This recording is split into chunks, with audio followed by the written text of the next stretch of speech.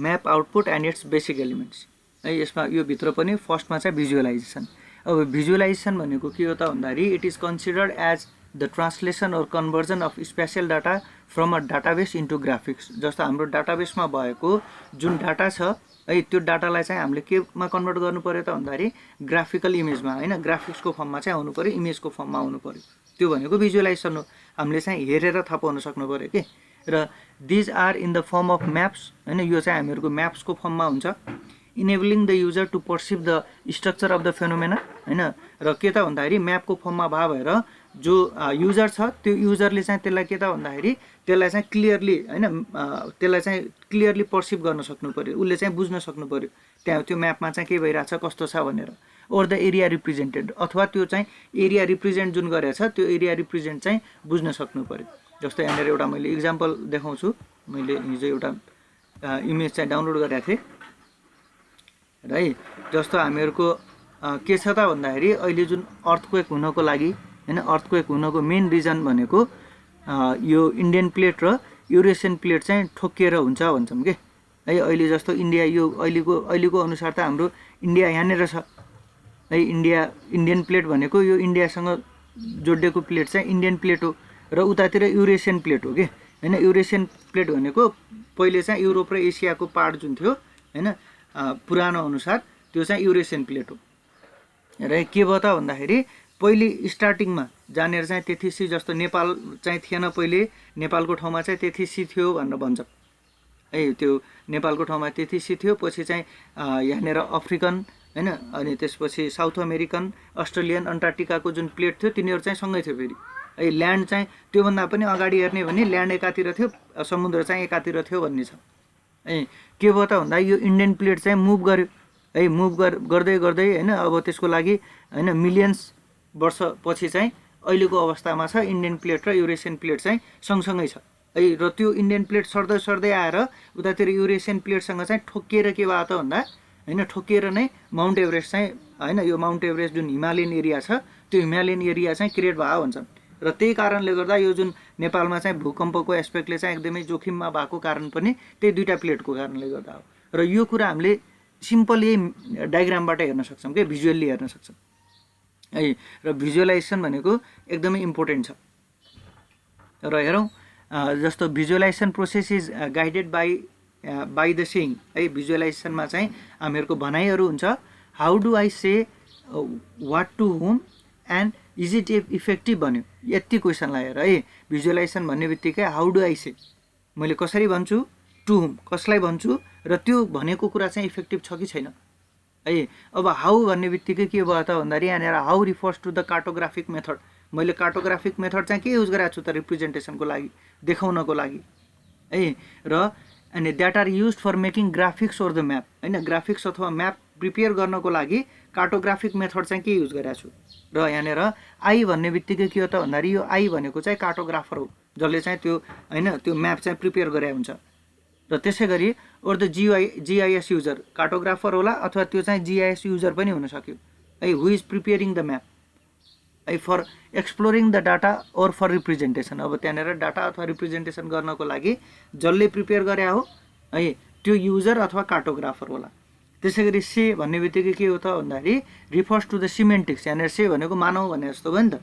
Refers to the semantics that represent the spatial data. यहाँनिर त्यो भनेको चाहिँ सिमेन्टिक्स हो जसले चाहिँ स्पेसल डाटालाई चाहिँ रिप्रेजेन्ट गर्छ।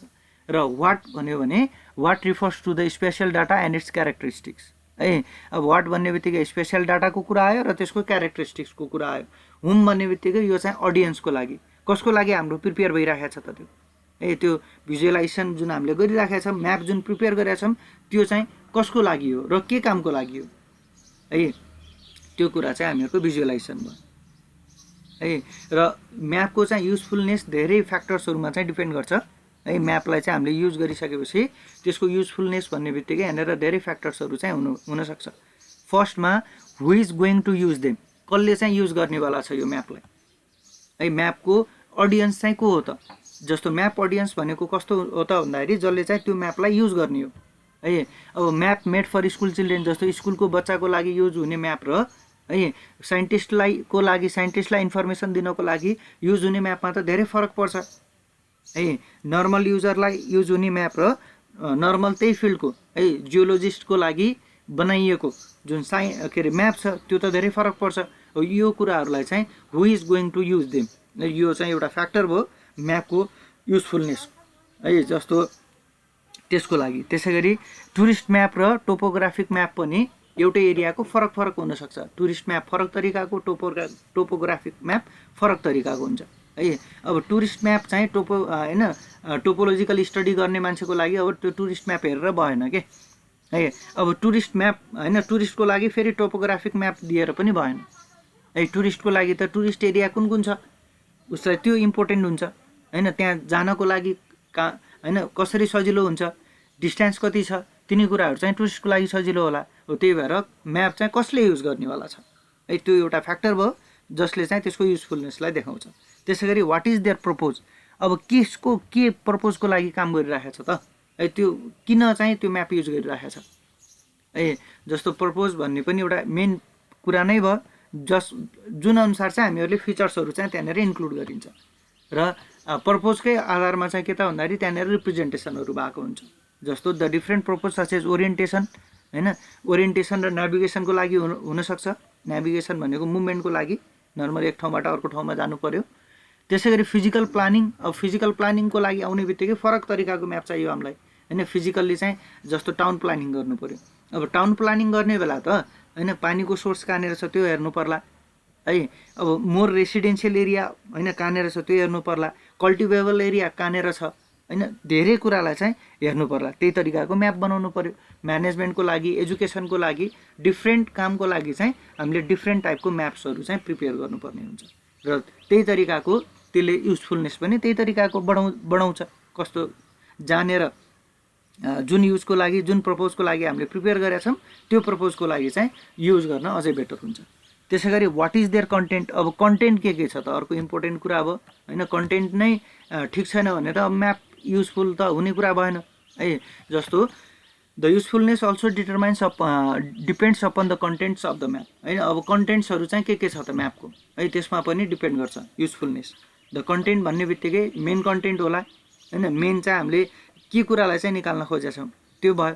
त्यसै गरी म्यापमा चाहिँ सेकेन्डरी कन्टेन्ट्सहरू पनि हुनसक्छ है र सपोर्टिभ कन्टेन्ट्सहरू पनि हुनसक्छ। सपोर्टिभ कन्टेन्टमा चाहिँ लेजेन्डहरू लेखेको हुनु पर्यो, स्केलहरू हुनु पर्यो होइन, नर्थ डाइरेक्सन चाहियो हामीलाई होइन, कार्टोग्राफर के अरे त्यो कार्टोग्राफी कुन डेटमा भएको है हो त्यो डेट चाहियो हामीहरूलाई। तिनी कुराहरू चाहिँ कन्टेन्टको कुरा आयो। त्यसै गरी नेक्स्टमा छ what is the scale of the map, अर्को एकदमै इम्पोर्टेन्ट कुरा हो स्केल चाहिँ कति भन्ने कुरा है। अब हामीलाई चाहिँ वर्ल्डको म्याप दिएर, विश्वको म्याप दिएर ल अब यसबाट चाहिँ नेपालको बारेमा स्टडी गर भन्यो भने त्यहाँनिर धेरै अप्ठ्यारो छ होइन। र हामीलाई चाहिँ नेपालको बारेमा स्टडी गर्न छ भने त हामीलाई नेपालको म्याप चाहियो है। त्यही भएर स्केल पनि एकदमै इम्पोर्टेन्ट कुरा हो र हामीले स्केलको बारेमा हेरिसकेका छौँ, लार्ज स्केल, स्मल स्केल होइन, त्यहाँनिर कस्तो कस्तो फरक हुन्छ के हुन्छ भन्ने कुरा होइन, यो कुरा यहाँनिर आइहाल्छ है। अनि त्यसै गरी नेक्स्टमा छ what is the projection of the map होइन। अब म्यापमा पनि हामीहरूको प्रोजेक्सन हुन्छ, प्रोजेक्सन वाइज चाहिँ डिस्टर्सन हुन्छ।